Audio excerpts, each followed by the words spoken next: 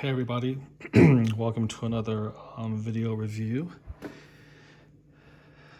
This one is a little bit crazy. So this is my second time reviewing this, but so much has happened with this piece that I feel like it does kind of deserve a revisit. So a little bit of background, this is Sleeping Beauty, okay, Aurora, but done in the style of J. Scott Campbell's Fairy Tale Fantasies.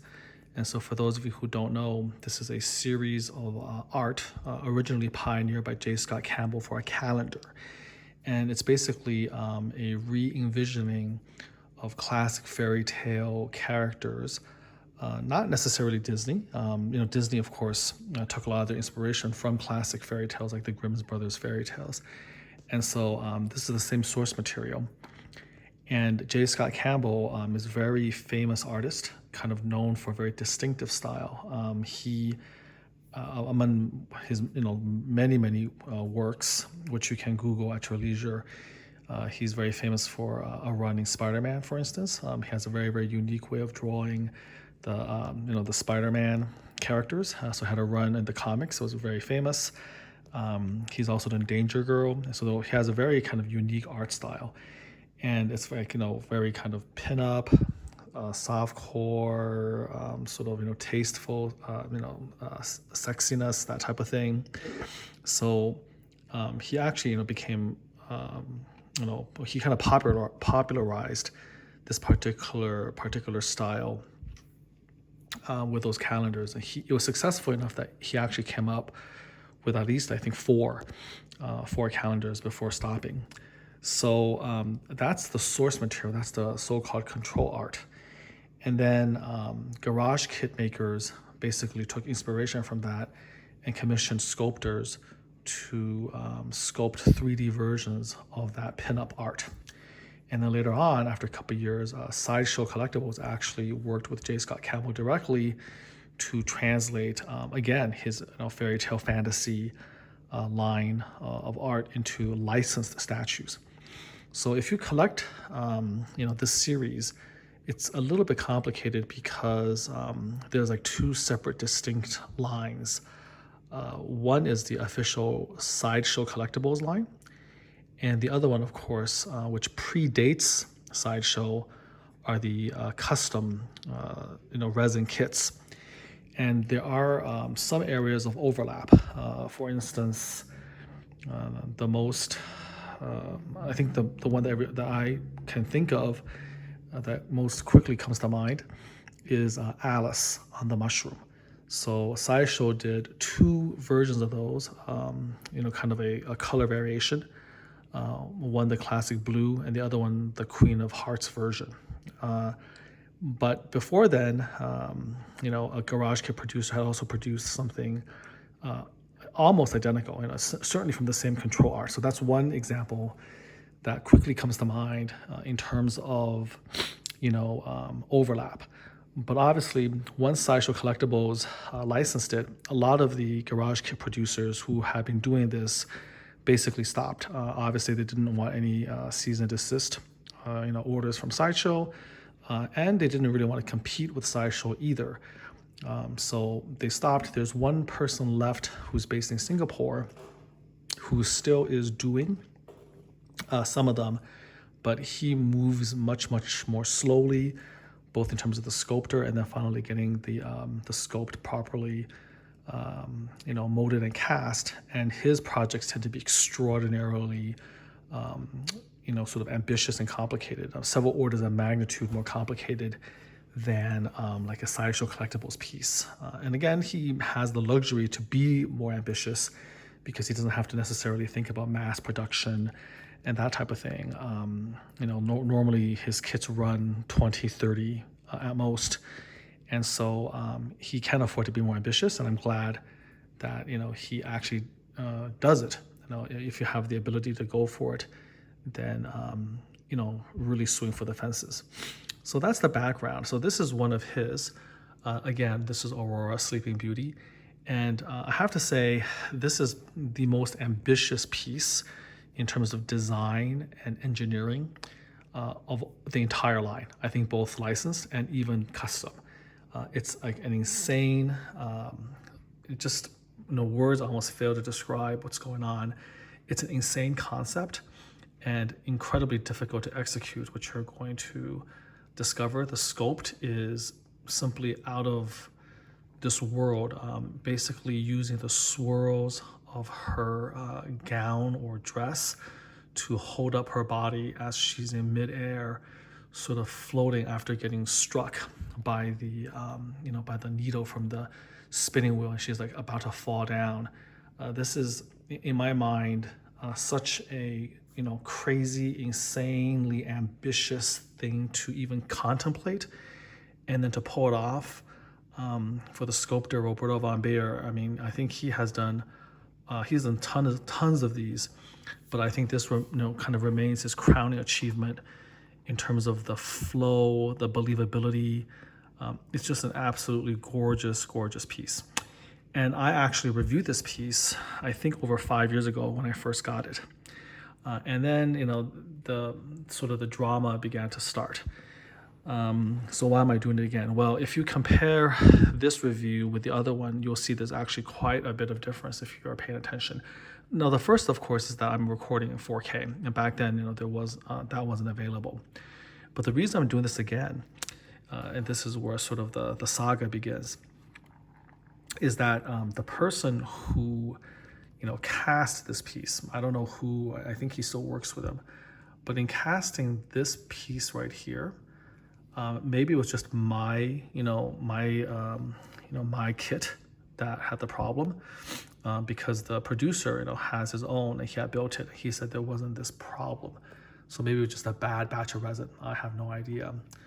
But to make a long story short, this entire area, the resin was just maybe not cured properly, not a good batch, and it basically was very, very soft. It did not hold rigidity. It did not hold form. And so after this was built, it over time, over the course of not even weeks but months, this central area slowly began to topple over.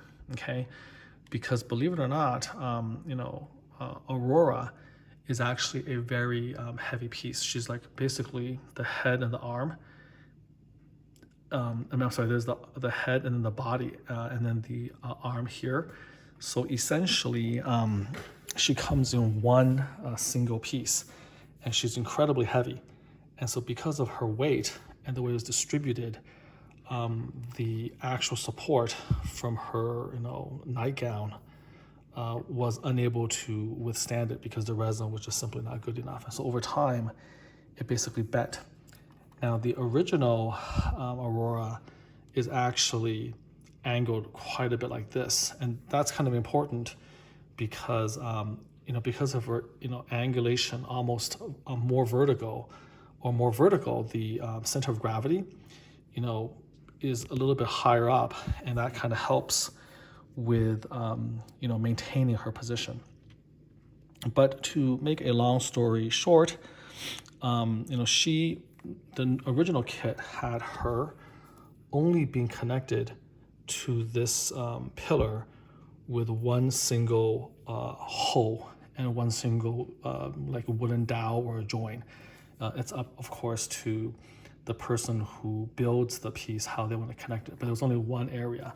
And because there was only one hole and one peg, she quickly began to slide downward, rotating around that peg because of her weight.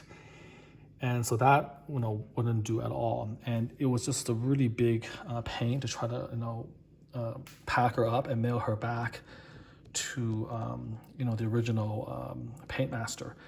I could have done it, but at the time there was a guy who was local to me who I kind of trusted to do excellent work. And so I explained the problem, and he took on the challenge. So at that time, the thought was that the main culprit for this kind of leaning is that is basically the connection point was not good enough. So rather than one point, he actually drilled another hole and made it a 2-point fixation. So there was no way that she actually could rotate on the peg, right, on the base of the peg, so she couldn't rotate. And at first we thought that was going to be it, that would solve the problem. But then over time, the weakness transferred to the bottom here, and this was super soft and super weak, and so the whole thing essentially slowly went downward and toppled. So at that point, the only way to truly fix it would be to actually redo or resculpt the entire support, and while also maintaining, kind of the flowing, the flowing design of the nightgown. And he just didn't have the time to do that. So I finally sent this back to the amazing John Allred, who built this originally for me. So I caught him up to speed on exactly the problem. And what he did was, he checked the join, which was completely fine right over here. He checked that.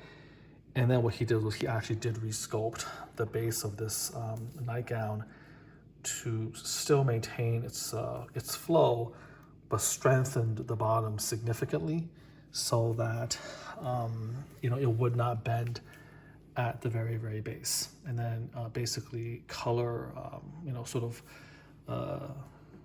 camouflaged it. And so it just required a ton of problems. Quite a ton of imaginative solutions to problems. And then because of the way it was rebuilt and the second hole that was introduced by the previous guy who was trying to fix it, she then changed from a angle more like that. And then we had the angle was redone here because of the new positioning that was created. The new position was created by the drilling of the second hole at her right hip to connect to the nightgown.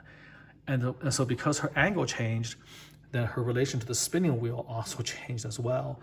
And on top of that, because the base had to be augmented and then camouflaged, that also began to get in the way of the spinning wheel. So the spinning wheel had to also be modified to fit. And so this is the kind of the final solution, so to speak, to all of these problems. And then finally, after John had kind of done all of this hard work and made everything good, I asked him to actually keep it for the better part of 1 year to make sure that she didn't really move. And so he actually did that. He kept it for over a year. He measured the height constantly. And finally, after 1 year of waiting, she was finally done. By the way, due to multiple delays, from the person I was trying to get to fix this locally, it took actually over 3 years for this to finally be properly fixed. So you can imagine I'm just really, really happy to get her back. And I wanted to sort of revisit this in 4K because kind of looking at this, it really is, again, one of the most amazing designed statues I've ever seen. You can see flora, fauna, and Merriweather, kind of strategically placed around that nightgown. It feels like the nightgown is in disarray, actually falling away from her as she topples in real time. And so the way the fairies are placed can kind of give you almost the illusion of flight, especially Merriweather over here. There's an actual needle, if you can see it from this angle. There's an actual needle with a drop of blood on that needle tip. And if you look very, very carefully, you can see that there is you can see the blood prick on her left index finger as well. That's real string, glued nice and tight. And then of course you have the spinning wheel and the spindle. It's painted beautifully. It could fool you into thinking this is actually real wood, but it's not wood.